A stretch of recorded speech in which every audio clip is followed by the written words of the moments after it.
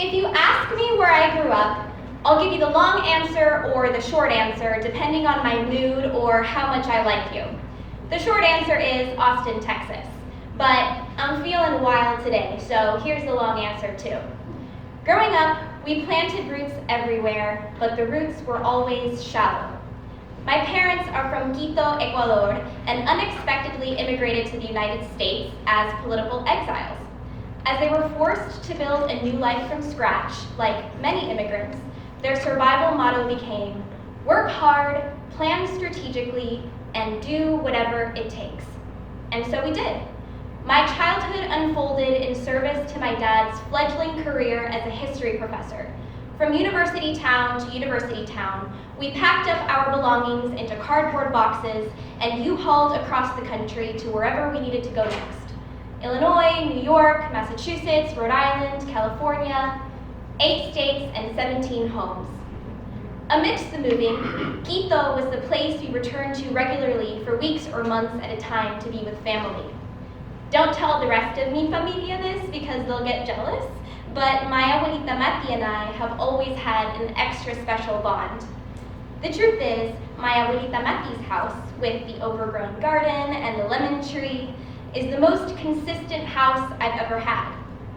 I always stay in mi mami's childhood room that still has her small rickety bed and her old books in Spanish and old-fashioned dolls. I used to wake up at dawn just to make sure that I could be there, sitting by the door of my abuelita's room, ready for whenever she woke up, so that we could go downstairs to la cocina together for breakfast. We'd have our special mornings just for us, where she'd make me my favorite, a smoothie made with the proper Ecuadorian bananas, paired, of course, with a fluffy pan de chocolate. Eventually, at a point that my abuelita always deemed far too soon, it was time to go back, wherever that was. I got used to hating goodbyes, whether it was saying bye to my family in another country or the friends in the state that we were leaving behind. So, by the time we landed in Texas and decided to stay for a while, I was more than ready to find a home and keep it. The home I found was in the friendships and relationships I created. My first best friend there was May, who said "fixin" and "y'all" and taught me about Harry Potter, rom-coms, and Gilmore Girls. Then it was all about Caroline, who taught me it was a thing to hate your parents and even, gasp, talk back to them. Not that I'd ever try. Emma, who taught me about sororities. Apparently Theta was one we had to get into. There was my first boyfriend, Jeremy, my first real heartache, Eric, and of course, there was Mason. The summer of 2013, I was 17, and I was dating the Mason Lee, class fuckboy, king of SoundCloud. And instead of going to concerts with him at Mohawk or getting shaved ice at Barton Springs, I was, once again, visiting mi familia in Ecuador. The stakes suddenly felt higher, because being away for the summer meant the potential collapse of the social life I had worked so hard to curate. Most importantly, after about 9 months of craftily tying him down, I was not about to let my absence usher him into the arms of another woman. I knew Mariah Steiner was trying to slide into his Facebook DMs, and my little trip was basically asking for him to forget all about me and run into her eager arms. So instead of getting up early to wait for my abuelita at her door, I was staying up late, crouched on the cold steps upstairs because that's the only spot where you could get the good Wi-Fi, obsessively sending him messages about how much I missed him and how I was proudly repping him whenever mis tias would ask if I had un novio. It was FOMO to the extreme. The fear of missing out because if I miss out too much, I will be deleted and forgotten. Thankfully, he was also a sensitive, angsty teen, and together we counted down the days until we'd see each other again.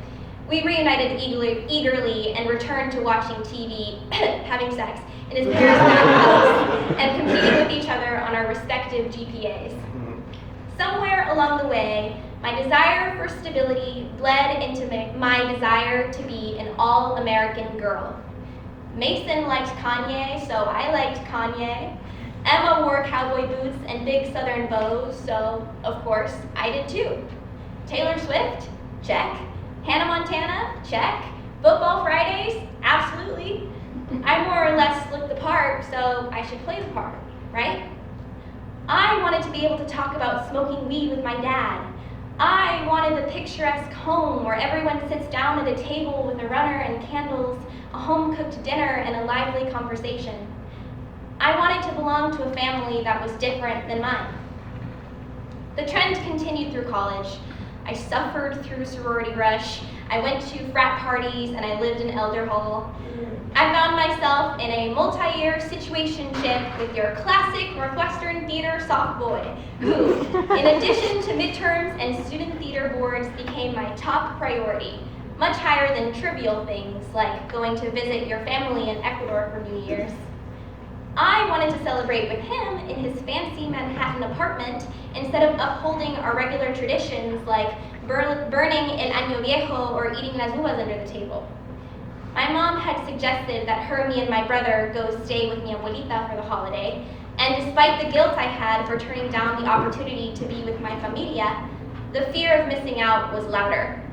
I said I didn't want to go, and so the three of us ended up staying in New Jersey at my mom's house, while I took the train to the city a few times to fulfill my social life fantasies. My abuelita cried to us on the phone on Christmas Day, saying she missed us and asking us when we were coming next. And the thing is, despite my actions, I missed her too.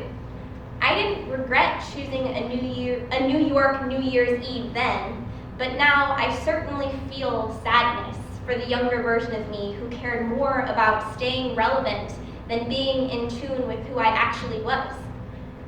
Years and many identity crises later, I've come to realize that I'm neither Ecuadorian nor American.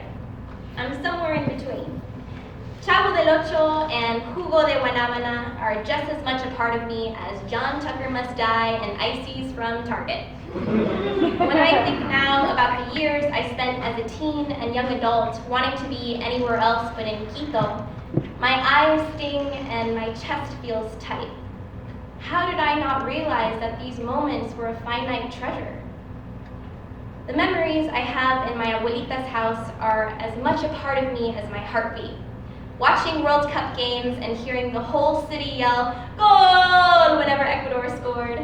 Lying in bed with her and her cat Mafalda to watch Telemundo on her tiny TV.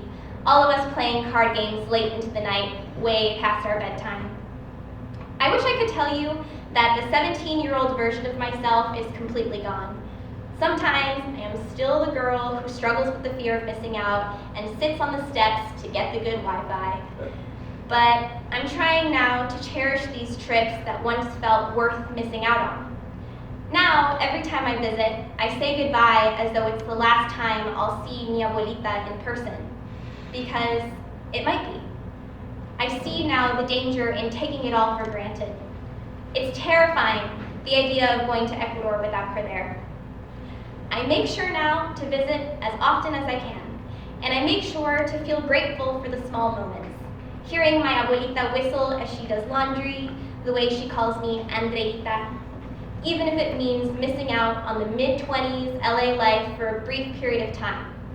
My to-do lists and acting classes can wait. I am off having una aventura con mi familia.